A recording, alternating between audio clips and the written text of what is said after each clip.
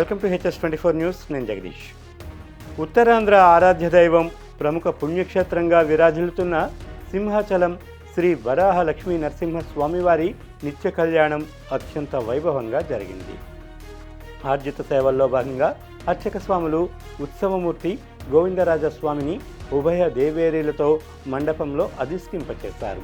నిత్య కళ్యాణంలో పాల్గొన్న భక్తుల గోత్ర నామాలతో సంకల్పం చెప్పి పాంచారాత్రాగమ శాస్త్రం విధానంలో విశ్వక్షేణారాధన పుణ్యవచనాలతో కార్యక్రమానికి శ్రీకారం చుట్టారు. కంకణ ధారణ, నూతన యజ్ఞోపవేత సమర్పణ, జీలకర్ర బెల్లం, మాంగళ్య ధారణ, తలంబ్రాల ప్రక్రియలను కమనీయంగా జరిపించారు. మంత్రపుష్పం, మంగళ శాసనాల తర్వాత భక్తులకు వేదాశీర్వచనాలు, శేషవస్త్రాలు, స్వామివారి ప్రసాదాలను అందజేశారు. అనంతరం స్వామివారి అంతరాలయ దర్శనం కల్పించారు.